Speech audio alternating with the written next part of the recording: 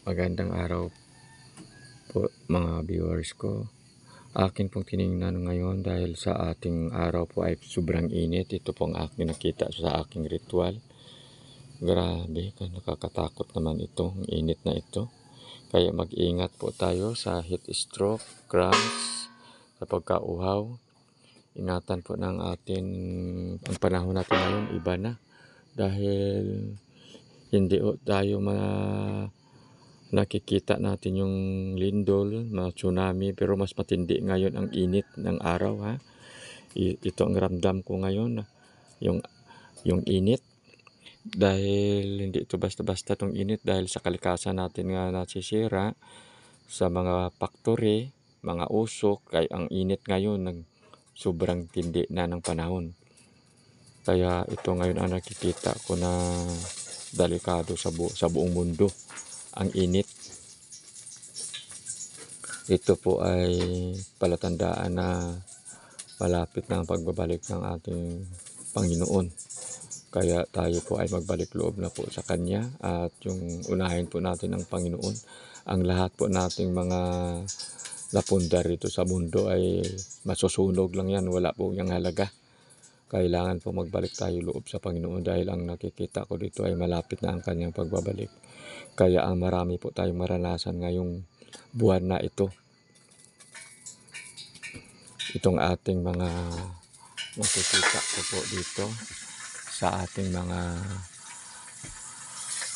ritual po natin. Nako, Ginoo ko, ang dami na, marami pong mangyayari sa ating panahon na ngayon. Kaya po mga anak po natin, ingatan po natin sa sobrang init dahil ang mundo po natin malapit na po ang Kanyang pagbabalik.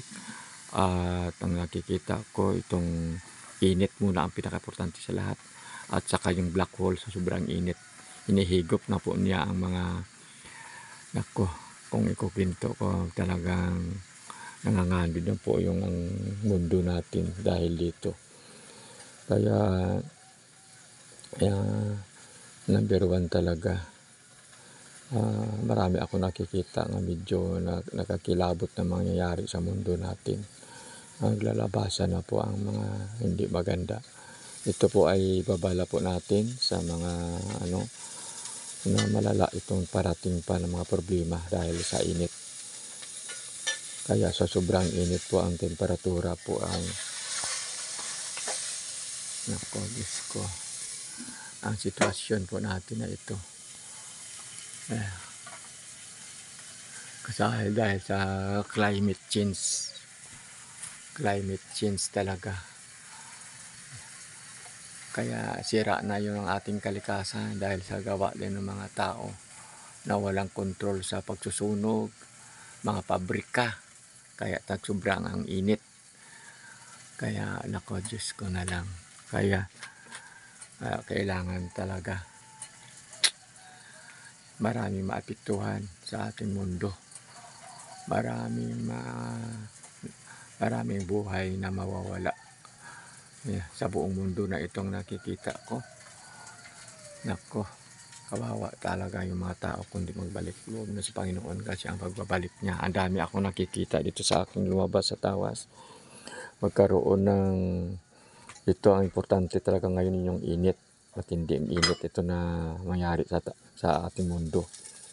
Init, pagkatapos ng init, ang nakikita ko naman, lindol at tsunami, maraming kalamidad, at saka yung tinatawag natin ng pagdilim.